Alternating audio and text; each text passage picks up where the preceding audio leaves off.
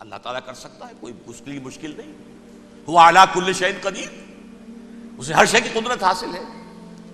لیکن اصل بات جو ہے میں آپ کو بتانا چاہتا ہوں، یہ ہے سائیڈ ایشو. اصل ایشو ہے فلسطین کا جو شروع ہونے والا ہے. بھٹی دہکے گی وہاں. ظاہر بات ہے کہ اگر کوئی بہت بڑا اقدام ہو جاتا ہے فلسطینیوں کے خلاف، اور اگر واقعتاً مسجد اقصیٰ اور قبۃ الصخرہ گرا دیے جاتے ہیں، جو طوفان اٹھے گا عالم عرب میں، یہ حسنی مبارک ہوں یا شاہ خالد ہوں یا کوئی اور ہو، یہ نہیں روک سکتے اس طوفان کو. نوجوان خون اٹھے گا، غیرت اور جو بھی حمیت ہے. مسلمان ان پڑھ سے ان پڑھ اور بالکل بے دین، وہ بھی مسجد کی حرمت پر کٹ مرنے کو تیار ہو جاتا ہے. مسجد تو بنا دی شب بھر میں ایمان کی حرارت والوں نے، من اپنا پرانا پاپی ہے، برسوں میں نماز ہی بن نہ سکا.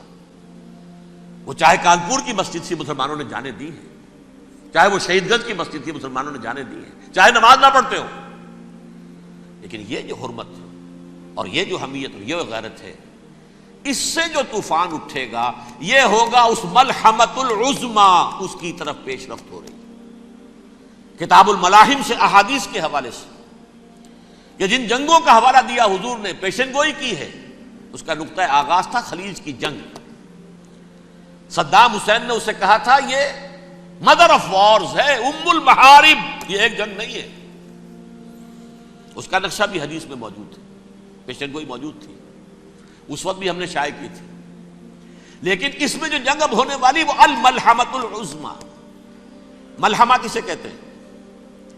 لحم گوشت کو کہتے ہیں، اور قصائی کی دکان کو عربی میں ملحم کہتے ہیں، جہاں گوشت کے ٹکڑے کیے جاتے ہیں. آج کل مشینوں سے ہوتے ہیں، اب جو ہے وہ ہاتھ سے چھریوں سے نہیں ہوتے، لیکن ٹکڑے ہو رہے ہوتے ہیں، جسموں کے چیتھڑے اڑ رہے ہوتے ہیں. ملحمہ، یہی لفظ استعمال کیا تھا حضرت سعد ابن عبادہ نے رضی اللہ تعالی عنہ یوم فتح مکہ. ان کے دل میں تھا کہ اب ہم انتقام لیں گے ان عربوں سے، ان قریش سے. الیوم یوم الملحمہ، الیوم یوم الملحمہ، یہ کہتے ہوئے جا رہے تھے. ایک خاص کیفیت، آج ہے گوشت کے ٹکڑے اڑانے کا دن. حضور سے کہا کسی نے جا کر کے ساتھ تو یہ کہہ رہے ہیں الیوم یوم الملحمہ، الیوم یوم الملحمہ. حضور نے فرمایا نہیں، ان سے کہو جا کر الیوم یوم المرحمہ، الیوم یوم المرحمہ، آج رحمت کا دن ہے، آج تو میں ان سب کو معاف کروں گا. لا تثریب علیکم اليوم، میں تم سے وہی بات کہہ رہا ہوں جو میرے بھائی یوسف نے کہی تھی اپنے بھائیوں سے، اذهبوا فانتم الطلقاء، جاؤ تم سب کے سب آزاد. وہ ملحمہ ہے جس کو کہ حضور نے حضرت معاذ بن جبل رضی اللہ تعالیٰ عنہ سے روایت ہے، اس میں سے جو ابو داؤد میں روایت آئی ہے اس میں الملحمۃ العظما، عظما مؤنث ہے اعظم کا. آپ کہتے ہیں جنگ عظیم اول، جنگ عظیم دوم. عظیم کا باپ ہو گیا اعظم، سب سے بڑا، اور اس کا مؤنث ہے سب سے بڑی، عظما. الملحمۃ العظما، سب سے بڑی لڑائی. میرے نزدیک یہ وار کے معنی میں نہیں ہے، بیٹل کے معنی میں. انگریزی میں یہ دو لفظ علیحدہ ہیں، وار، بیٹل. وار سالوں کو محیط ہوتی ہے، بیٹل کسی ایک خاص جگہ پر جو لڑائی ہوتی ہے اس کو کہتے ہیں. حضور کے اور قریش کے درمیان 6 سالہ وار تھی، جنگ تھی. لیکن battles, battle of Uhud, battle of Badr, یہ بیٹلز تھی، لڑائیاں تھیں. تو عظیم ترین جنگ شاید اس اعتبار سے نہ ہو جیسے کہ ورلڈ وار 1 اور ورلڈ وار 2، یعنی اس کی وسعت کا اتنا معاملہ نہیں اور طوالت کا نہیں. لیکن جو لڑائی جو ہے بیٹل ہونی ہے، جس کو کہ یہ لوگ، یا چونکہ میں نے کہا تھا شروع میں کہ سرما ہے میری آنکھ کا خاک حجاز و ہول قدس، نیو ٹیسٹمنٹ کی آخری کتاب ہے the book of Revelation, Revelation of Saint John. اس میں آرمگڈون کہا گیا ہے اسے. ہر مجدون، یہ عبرانی لفظ ہے، ہر کہتے ہیں اونچی جگہ کو، سطح مرتفع. مجدون میگیڈو، میگیڈو ایک وادی ہے، مرتفع، وادی مرتفع. یہ ہے واقع لبنان، اسرائیل اور شام کے درمیان جو ٹکڑا، جو ٹرائنگل بنتی ہے، یہ ہے، یہاں پر بڑی جنگ لڑی جائے گی. اور یہ جنگ جنگ صلیب ہوگی، جو کہا ہے بش نے، یہ جنگ صلیب. سیکنڈ ملینیم شروع ہوئی تھی تو پہلی صلیبی جنگ ہوئی تھی، 3rd ملینیم شروع ہوا ہے، یہ 2nd صلیبی جنگ ہے، یہ کروسیڈ ہے. اور میں اس مرتبہ امریکہ گیا تھا تو پہلی مرتبہ مجھے وہاں ایک رسالہ ملا ٹرمپٹ نام کا. یہ امریکہ کے جو بہت ایکسٹریمسٹ قسم کے پروٹیسٹنٹس ہیں، یہ ان کا رسالہ ہے، اور ان کے بارے میں اب کہا جا رہا ہے وہ کرسچین زائنسٹ ہیں. آپ شاید پہلی مرتبہ یہ لفظ سن رہے ہو. زائنسٹ تو ہم سمجھتے ہیں یہودیوں کو، کرسچین زائنسٹ وہ ہیں جو ہیں تو عیسائی پروٹیسٹنٹس ہیں، لیکن اسرائیل کے وہ حمایتی یہودیوں سے بڑھ کر ہیں. یہ میری کسی پہلی تقریر میں شاید بہت سے حضرات کو یاد آ جائے، میں نے کہا تھا 4 سال پہلے ہمارا تنظیم اسلامی کا ایک کنونشن ہوا تھا ہیوسٹن میں، امریکہ کا جنوبی علاقے کا شہر ہے. ایک سیشن اس میں ہم نے رکھا تھا انٹرفیتھ، ایک عیسائی کو بلایا تھا، ایک یہودی بہت بڑا وہاں کا عالم ہے اس کو بلایا تھا. اس یہودی عالم نے ڈاکٹر وشوگراڈ، جو وہاں کی یونیورسٹی میں پروفیسر ایمیریٹس ہے، اس نے کہا تھا کہ یہ اسرائیل کو تو سپورٹ کر رہے ہیں عیسائی، ہم تو نہیں کر رہے. جو پریکٹسنگ یہودی ہیں وہ زیادہ اسرائیل کے حق میں نہیں تھے، یہ تو سن 67 کے بعد انہوں نے اسرائیل کو تسلیم کیا ہے. وہ تو منتظر تھے کہ ہمارا مسیحا آئے گا تو اس کی قیادت میں جنگ کریں گے، جیسے شیعہ منتظر تھے کہ مہدی موعود آئیں گے تو پھر ہم کچھ کریں گے. وہ امام خمینی نے کہا بھائی جب وہ آئیں گے آ جائیں گے، لیکن ہم کچھ راستہ کے لیے. زائنسٹ نے آگے بڑھ کر ریاست قائم کر لی، اور جب یروشلم پر بھی پورا قبضہ کر لیا تب جو ہے در حقیقت مذہبی یہودی جو ہے پھر انہوں نے اپنایا ہے، اون کیا ہے، اور نئے سیٹلمنٹس جو بھی بنے ہیں وہاں پر اسرائیل میں، اس میں اکثر و بیشتر مذہبی یہودی آیا، اور بروکلن کے علاقے سے سب سے بڑھ کر آئے ہیں، جو امریکہ میں نیو یارک کا ایک جنوبی علاقہ ہے، بہت بڑا یہودیوں کا بہت بڑا گڑھ ہے. نیو یارک کو جیو یارک بھی کہا جاتا ہے، وہ تو اصل میں مرکز جو ہے وہ تو یہودیوں کا ہے. اس حوالے سے وہاں پر جو کرسچن زائنسٹ کہلاتے ہیں وہ اسرائیل کے یہودیوں سے بھی بڑھ کر کہیں سپورٹر ہیں. بہرحال اس دوسری صلیبی جنگ کا معاملہ جو میں کہہ رہا تھا، ٹرمپٹ نامی رسالہ، اس کا ایک مضمون ہے دی لاسٹ کروسیڈ. اب یہ آخری کروسیڈ ہے جو شروع ہونے والا ہے. میں تو حیران ہوں کس قدر کھل کے وہ باتیں کرتے ہیں. رومن کیتھولکس کو وہ کہتے ہیں کہ یہ شیطان ہے، یہ پوپ شیطان ہے، یہ یورپ کو اس نے جمع کیا ہے کرسچینٹی کی بنیاد پر، اور اس میں زیادہ تر کیتھولکس ہیں. آپ کو معلوم ہے برطانیہ بڑی مشکل سے شامل ہوا ان کے ساتھ، اس لیے کہ وہ پروٹیسٹنٹ کا سردار تھا، ابھی پوری طرح نہیں ہے. یورپ جو ہے وہ رومن امپائر دوبارہ یہ کھڑی کر رہا ہے، اور در حقیقت یہ جو ہے یہودیوں سے بھی چھیننا چاہتے ہیں اسرائیل کو اور فلسطین کو، اور مسلمانوں سے بھی، اور یہ وہی کروسیڈ جو تھے اربن ثانی کے اس کی تیاری کر رہے ہیں تاکہ وہاں پر عیسائی حکومت قائم ہو جائے، کیتھولکس کی پوپ کی حکومت قائم ہو جائے، جیسے ایسٹ تیمور میں کر دی ہے. ایسٹ تیمور میں کون سی حکومت بنی ہے؟ رومن کیتھولک اسرائیل میں بنے، تاکہ یہ سارے مقامات مقدسہ جہاں اسرائیل پیدا ہوئے، بیت حضرت مسیح پیدا ہوا، بیت لحم کہاں ہے؟ وہی ہے کہ نہیں؟ جہاں سے ریزریکشن ہوا ان کے خیال میں وہ کہاں ہے؟ وہیں پر ہے کہ نہیں؟ بڑے بڑے گرجے ان کے وہی ہیں. تو اس اعتبار سے ان کا کہنا یہ ہے یہ لاسٹ کروسیڈ کی تیاری ہو رہی ہے، یہ کیفور. اور ان کا کہنا یہ ہے کہ یہ پوری طاقت نیٹو کی جو ہے، یہ پہلے جرمنی سے لائی گئی بوسنیا، انہوں نے خود وہاں جنگ کروائی، انہوں نے خود وہاں پر ایتھنک کلینسنگ کروائی، پھر خود مصالحت کے لیے آ گئے، پھر کوسوو میں انہوں نے خود آگ بھڑکائی. یہ میں نہیں کہہ رہا، یہ وہ ٹرمپٹ رسالہ امریکہ سے چھپنے والا پروٹیسٹنٹس کا رسالہ ہے جو یہ کہہ رہا ہے. پھر انہوں نے کوسوو کے اندر کروایا، اور پھر وہ وہاں پر پیس فورس کی حیثیت سے آ گئے. اب وہ میسیڈونیا میں کروا رہے ہیں اور وہاں داخل ہو گئے ہیں. اگلا قدم ان کا سائپرس ہوگا، سائپرس میں ترکوں کو اور وہ گریکس کو لڑائیں گے اور وہاں آ جائیں گے، وہاں سے ایک چھلانگ لگائیں گے اور یہ فلسطین میں پہنچیں گے، اور یہ وہاں پر ایک رومن امپائر، اپنی پرانی رومن امپائر کی طرح کی رومن کیتھولک ریاست قائم کرنا چاہتے ہیں. تو وہاں امریکہ کے عیسائیوں میں بھی کوئی ایک طبقہ نہیں ہے، کیتھولکس بھی ہے، کیتھولکس زیادہ نہیں ہے ہمدرد، لیکن اب تابع ہو چکے ہیں.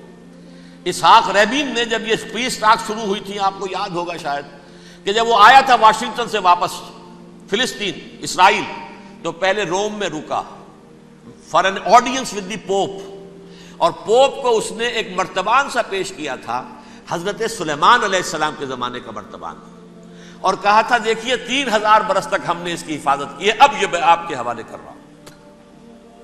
اس کے بعد سے پوپ جو ہے بالکل رام ہو گیا اور وہ عیسائیوں کے ساتھ اور یہودیوں کے ساتھ ان کا پورا معاہدہ ہو. اب پورا عیسائی ورلڈ جو ہے بعثت مجموعی یہودیوں کے شکنجے میں ہے. البتہ ان کے اندر بھی جھگڑے ہیں. جو وہاں پر وائٹ کرسچن ملیشیاز ہیں وہ ایکسٹریمسٹ ہیں کیتھولکس. ان کے نزدیک دشمن نمبر 1 یہودی، دشمن نمبر 2 مسلمان، دشمن نمبر 3 جو یورپ میں کالے ہیں، ایفرو امریکن، چاہے وہ عیسائی ہو گئے ہوں کوئی بھی ہوں. یہ 3 دشمن ہیں جن سے انہوں نے کلینز کرنا ہے، صاف کرنا ہے ان کے خیال کے مطابق امریکہ کی سوسائٹی کو. اولاً یہود، پھر مسلمان، اور پھر یہ جو کالے ہیں.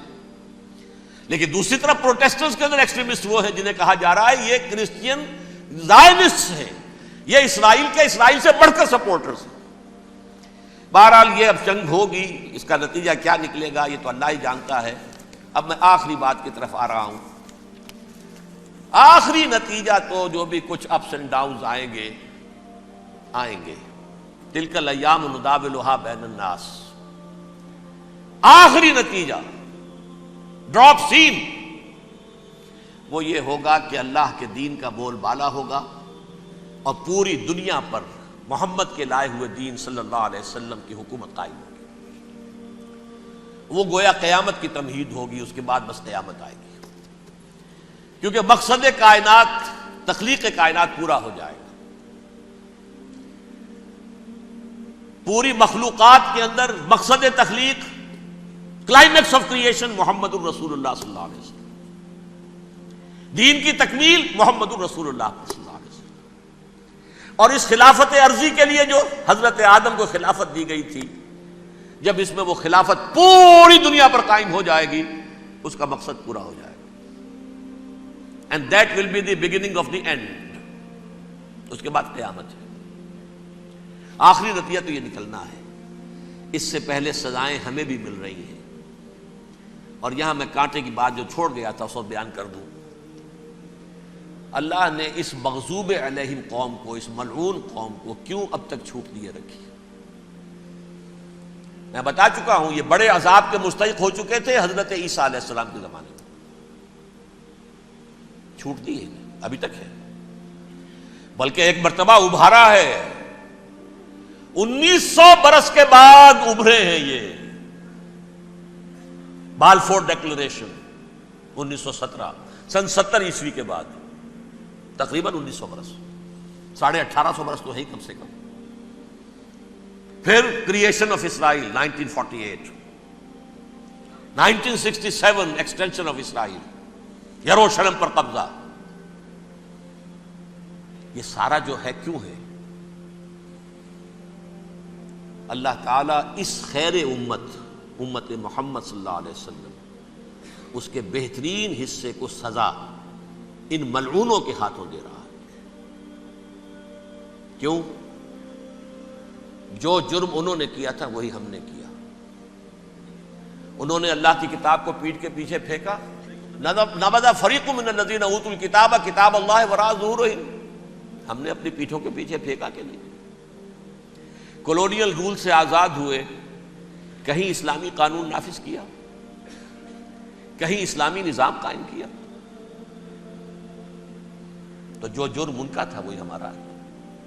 اور ہم خیر امت ہیں، اور ہمارے میں سے خیر ترین عرب ہیں. ان پر اللہ کا فضل، ان کی مادری زبان میں اللہ کی کتاب موجود ہے. پھر انہوں نے اللہ کے دین کو پیٹھ دکھائی. جو ملک آزاد ہوا کولونیل رول سے، یا اس نے قبلہ کر لیا اپنا ماسکو کی طرف یا کر لیا واشنگٹن کی طرف. کسی نے مکے کو قبلہ بنایا.